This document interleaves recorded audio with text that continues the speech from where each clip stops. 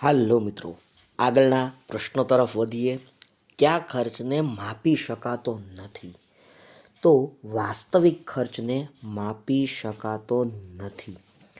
ઉત્પાદનનું પ્રમાણ શૂન્ય હોય ત્યારે પણ આ ખર્ચ હકારાત્મક હોય, થતો જ હોય.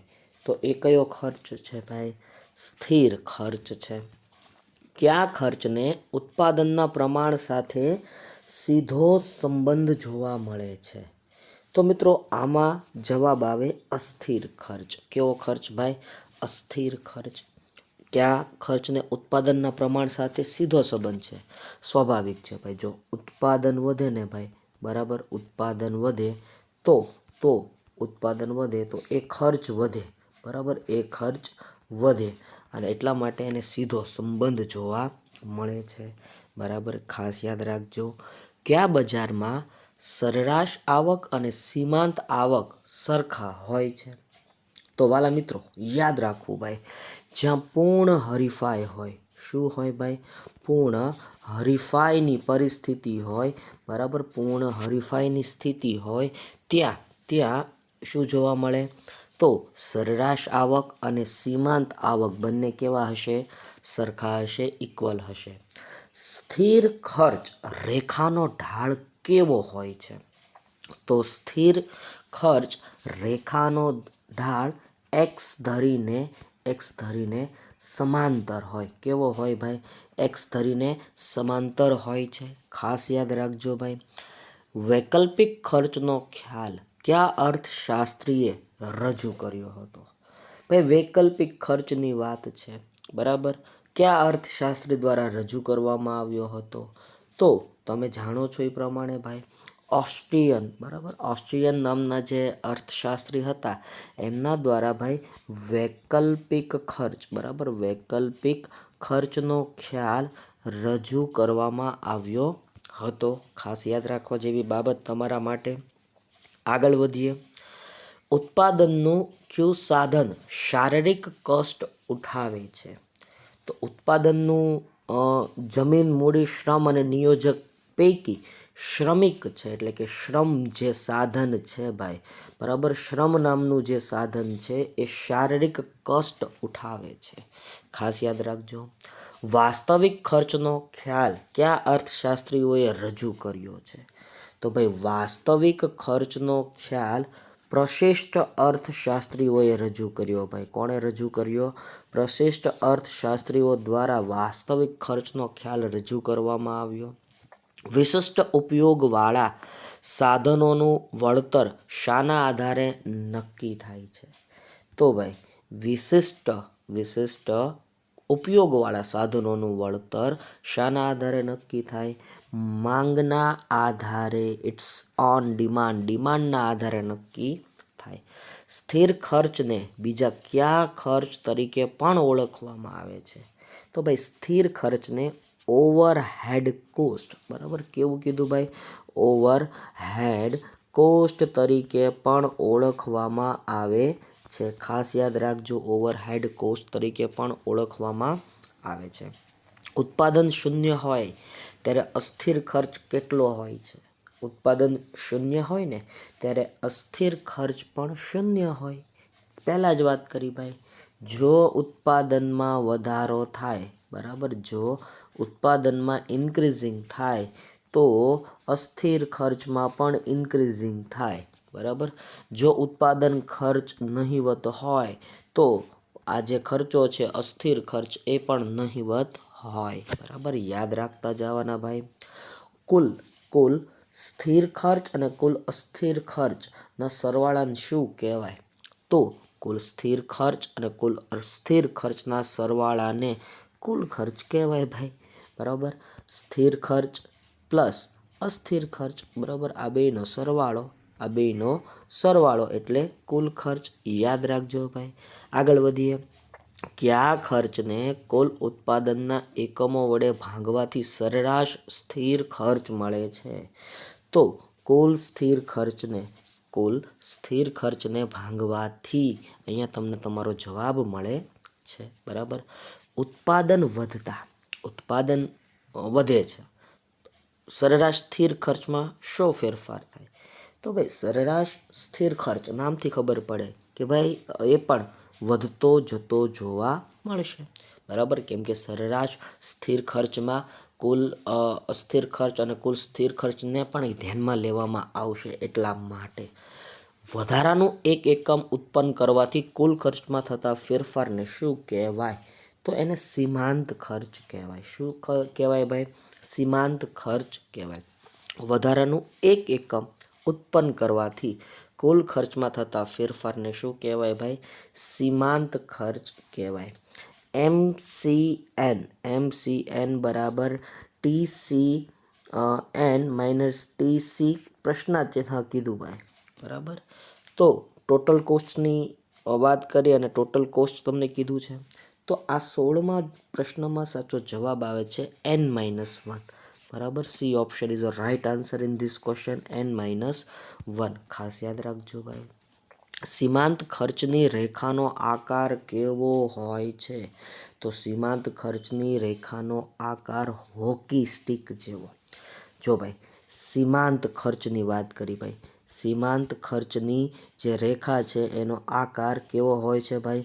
હોકી સ્ટિક જેવો હોય છે, બરાબર. હોકી સ્ટિક જેવો તમને જોવા મળે છે, બરાબર. યુ આકાર નથી બનતો, હોકી સ્ટિક જેવો આકાર બને છે. ખાસ યાદ રાખજો ભાઈ. 17મા પ્રશ્નનો જવાબ, ઉત્પાદન અંગેના નિર્ણયો લેવામાં કયો ખ્યાલ મહત્વનો છે?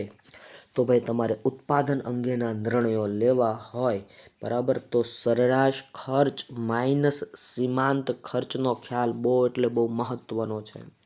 સરેરાશ ખર્ચ માઇનસ સીમાંત ખર્ચનો ખ્યાલ. લાંબા ગાળે સ્થિર અને અસ્થિર ખર્ચ એવું વર્ગીકરણ હોતું નથી. આ વિધાન કયા અર્થશાસ્ત્રીનું છે? તો પ્રોફેસર બેનહામ, બરાબર. પ્રોફેસર બેનહામ એવું કહી ગયા કે ભાઈ લાંબા ગાળે સ્થિર ખર્ચ અને અસ્થિર ખર્ચ આવું કોઈ વર્ગીકરણ આપી શકાતું નથી. તો આ વિધાન પ્રોફેસર બેનહામ દ્વારા આપવામાં આવ્યું છે. કયા બજારમાં વસ્તુની કિંમત અને પેઢીની સરેરાશ આવક તેમજ સીમાંત આવક સરખી હોય છે? તો આવું ક્યાં જોવા મળે છે ભાઈ?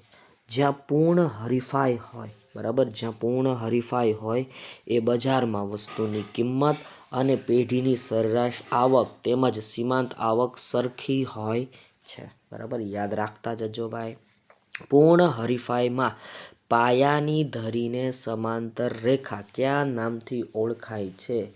તો એ સરેરાશ આવક અને સીમાંત આવકના નામથી ઓળખાય છે. કયા બજારમાં ઉત્પાદકે પોતાની વસ્તુની માંગ વધારવા માટે કિંમત ઘટાડવી પડે છે? તો મિત્રો આમાં સાચો જવાબ શું આવે? બરાબર. ફરીવાર, કયા બજારમાં ઉત્પાદકે પોતાની વસ્તુની માંગ વધારવા માટે કિંમત ઘટાડવી પડે છે? ભાઈ કિંમતને એ ડિક્રીઝ કરે, ઘટાડી નાખે. પૂર્ણ હરીફાઈવાળું બજાર હોય ને ત્યાં આવું જોવા મળે. પૂર્ણ હરીફાઈવાળા બજારની વાત છે ભાઈ આ. સાધનો અસ્થિર હોવા એટલે શું? સાધનો અસ્થિર હોવા એટલે સાધનોમાં ફેરફાર થવું. સાધનોમાં શું થવું ભાઈ? ફેરફાર થવાની વાત છે. નીચે આપેલા વિકલ્પોમાંથી કયું સામાજિક ખર્ચ છે? તો ભાઈ સામાજિક ખર્ચ છે કારખાનામાંથી નીકળતો ધુમાડો. કારખાનામાંથી નીકળતો ધુમાડો. ખાસ યાદ રાખજો. નિયોજકને ધંધાની ચિંતા, બિનસલામતી, અનિશ્ચિતતાના સામનો કરવા પડે છે. તે કયા પ્રકારનો ખર્ચ કહેવાય? મિત્રો તેને વાસ્તવિક ખર્ચ કહેવાય. એને કયો ખર્ચ કહેવાય ભાઈ? વાસ્તવિક ખર્ચ કહેવાય ભાઈ, બરાબર. ધંધાની ચિંતા, બિનસલામતી, અનિશ્ચિતતાનો સામનો કરવો પડે છે. આ બધા કેવા ખર્ચ છે ભાઈ? વાસ્તવિક ખર્ચ છે. સ્થાન આધારિત બજારના કેટલા પ્રકાર પડે છે? તો ભાઈ સ્થાન આધારિત બજારના કેટલા પ્રકાર પડે છે? બરાબર, એક પ્રકાર પડે છે, બરાબર. યાદ રાખજો. આગળ વધીએ. વાહન વ્યવહાર ખર્ચનો અભાવ એ કયા બજારનું લક્ષણ છે ભાઈ? વાહન વ્યવહારના ખર્ચનો અભાવ એ પૂર્ણ હરીફાઈવાળા બજારનું લક્ષણ છે ભાઈ, બરાબર. એ પૂર્ણ હરીફાઈવાળા બજારનું લક્ષણ છે. કિંમત ભેદભાવ કયા બજારનું લક્ષણ છે ભાઈ? 28મો પ્રશ્ન આપણે પહોંચ્યા. કિંમતમાં ભેદભાવ, બરાબર. કિંમતમાં ભેદભાવ એ કયા બજારનું લક્ષણ છે? તો ઇજારાનું લક્ષણ છે ભાઈ, બરાબર. કયા બજારમાં પેઢી એ જ ઉદ્યોગ બને છે? તો કયા બજારમાં ભાઈ ઇજારો હોય ને ત્યાં પેઢી એ જ ઉદ્યોગ બની જતો હોય છે, એટલે ઇજારો, બરાબર. ઇન્ફ્લુઅન્સ બહુ મહત્વની વસ્તુ છે. વેચાણ ખર્ચ કયા બજારનું અગત્યનું લક્ષણ છે? તો વેચાણ ખર્ચ એ ઇજારાયુક્ત હરીફાઈનું એક અગત્યનું લક્ષણ છે, ઇજારાયુક્ત હરીફાઈ. પરસ્પર અવલંબન કયા બજારમાં જોવા મળે છે? તો પરસ્પર અવલંબન અલ્પ હસ્તક ઇજારામાં જોવા મળે છે. ક્યાં જોવા મળે છે? અલ્પ હસ્તક ઇજારામાં જોવા મળે છે. કિંમત ચુસ્તતા કયા બજારમાં જોવા મળે છે? તો ભાઈ કિંમત ચુસ્તતા અલ્પ હસ્તક ઇજારામાં જોવા મળે છે, અલ્પ હસ્તક ઇજારામાં જોવા મળે છે. કયા બજારમાં પેઢીઓનો પ્રવેશ બંધ હોય છે? તો આવું ક્યાં જોવા મળે? જ્યાં ઇજારો હોય, ઇજારો, બરાબર, ત્યાં પેઢીઓનો પ્રવેશ બંધ હાલતમાં જોવા મળે છે, બરાબર. યાદ રાખતા જાઓ ભાઈ. સમાન ગુણવાળી વસ્તુઓ કયા બજારનું લક્ષણ છે? તો સમાન ગુણવાળી વસ્તુઓ એ પૂર્ણ હરીફાઈ, બરાબર, પૂર્ણ હરીફાઈ બજારનું લક્ષણ જોવા મળે છે. અસામાન્ય નફો એ કયા બજારનું સામાન્ય લક્ષણ છે? અસામાન્ય નફો એ કયા બજારનું સામાન્ય લક્ષણ છે? તો ઇજારાનું છે ભાઈ, બરાબર, ઇજારાનું છે. ખાંચાવાળી માંગ રેખા કયા બજારમાં શક્ય છે? તો ખાંચાવાળી માંગ રેખા અલ્પ હસ્તક ઇજારામાં શક્ય છે. ક્યાં શક્ય છે ભાઈ? અલ્પ હસ્તક ઇજારામાં શક્ય છે. અર્થશાસ્ત્રમાં બજારનો ખ્યાલ કેવો છે? તો અર્થશાસ્ત્રમાં બજારનો ખ્યાલ વિસ્તૃત છે ભાઈ. કેવો છે? વિસ્તૃત છે. માટીના વાસણોનું બજાર એ કેવું બજાર ગણાય છે? તો માટીના વાસણોનું બજાર એ સ્થાનિક બજાર ગણાય ભાઈ, બરોબર. સ્થાનિક બજાર તરીકેને ઓળખવામાં આવે છે. ગુજરાતી ચલચિત્રો એ કેવા બજારનું ઉદાહરણ ગણાય ભાઈ? કેવા પ્રકારના બજારનું ઉદાહરણ ગણાય? તો ગુજરાતી ચલચિત્રો પ્રાદેશિક છે ભાઈ, પ્રાદેશિક, બરાબર, ખાસ યાદ રાખજો. અમૂલ આઈસ્ક્રીમનું બજાર કેવા બજારનું ઉદાહરણ ગણાય? તો અમૂલ દૂધ પીતા હે ઇન્ડિયા રાષ્ટ્રીય કહેવાય ભાઈ, એ રાષ્ટ્રીય ક્ષેત્ર ઉપર કાર્યરત છે. અંગ્રેજી ચલચિત્રો કેવા બજારનું ઉદાહરણ ગણાય? અંગ્રેજી ચલચિત્રો એ આંતરરાષ્ટ્રીય બજારનું ઉદાહરણ કહેવાય. જથ્થાબંધ બજારનો વેપારી કોની વચ્ચેની એક મહત્વની કડી બને છે? તો મિત્રો આમાં સાચો જવાબ આવે છે ઉત્પાદક અને ગ્રાહક વચ્ચેની એક કડી ભાઈ. જથ્થાબંધ બજારનો વેપારી કોની વચ્ચેની એક મહત્વની કડી બને? ઉત્પાદક અને ગ્રાહક વચ્ચેની. પૂર્ણ હરીફાઈ વાળું બજાર કેવું બજાર ગણાય છે ભાઈ? તો પૂર્ણ હરીફાઈ વાળું બજાર જ આદર્શ બજાર, બરાબર, આદર્શ બજાર ગણાય છે. ખાસ યાદ રાખજો. ખેત ઉત્પાદનનું બજાર, ખેત ઉત્પાદનનું બજાર એ કેવા પ્રકારનું બજારનું ઉદાહરણ ગણાવી શકાય? એમાં સાચો જવાબ આવે છે પૂર્ણ હરીફાઈ, બરાબર. એમાં સાચો જવાબ શું આવે? પૂર્ણ હરીફાઈ. ત્યારબાદ પૂર્ણ હરીફાઈવાળા બજારમાં વસ્તુની કિંમત, વસ્તુની માંગ અને પુરવઠા દ્વારા નક્કી થતી હોવાના કારણે વેચનારા બજારમાં માત્ર શું બની રહે છે? તો વેચનારા બજારમાં માત્ર ને માત્ર કિંમતને સ્વીકારનારા બની રહે. પૂર્ણ હરીફાઈવાળા બજારમાં જો વસ્તુની કિંમત, વસ્તુની માંગ અને પુરવઠા દ્વારા નક્કી થતી હોવાના કારણે વેચનારાઓ એ બજારમાં શું બની રહે છે? માત્ર ને માત્ર સ્વીકારનારાઓ. પૂર્ણ હરીફાઈવાળા બજારની માંગ રેખા કેવી બને છે? તો સંપૂર્ણ મૂલ્ય સાપેક્ષ માંગ, બરોબર, સંપૂર્ણ મૂલ્ય સાપેક્ષ બને છે. કયા બજારમાં વાહન વ્યવહારનો ખર્ચ શૂન્ય હોય છે? તો જ્યાં વાહનોની સુવિધા હોય, આવું ન હોય. કયા બજારમાં વાહન વ્યવહારનો ખર્ચ શૂન્ય હોય? ઇજારામાં, બરાબર, ઇજારામાં. કયા બજારમાં ઉત્પાદક કે વેચનારે કિંમત નક્કી કરનાર તરીકે ઓળખવામાં આવે છે? તો 48માં સાચો જવાબ આવે છે ઇજારો, બરાબર. 48માં સાચો જવાબ આવે છે ઇજારો. ખાસ યાદ રાખજો ભાઈ, બરાબર, ઇજારાની વાત છે. રેલવેની ટિકિટ જુદા જુદા દર કયા બજારનું ઉદાહરણ છે? તો ભાઈ રેલવેની ટિકિટ એ હકીકતે ઈજારાનું જ ઉદાહરણ છે ભાઈ, બરાબર. એશિયાનું ઉદાહરણ છે. ઈજારો હોય તો જ આવું શક્ય બને છે. એન્ડ્રોઈડ ફોન એક કેવા બજારનું ઉત્પાદન ગણાય છે ભાઈ? એન્ડ્રોઈડ ફોન, બરાબર. એન્ડ્રોઈડ ફોન એ ઈજારાયુક્ત હરીફાઈ, કંઈક નવું લાવવું પડે. જો ઈજારોય જોવા મળે ને હરીફાઈ જોવા મળે, એટલે ઈજારાયુક્ત હરીફાઈનું ઉદાહરણ છે. ખાસ યાદ રાખજો. વિડીયો ગમ્યો તો લાઈક કરો, શેર કરો, કમેન્ટ સેક્શનમાં કમેન્ટ કરો.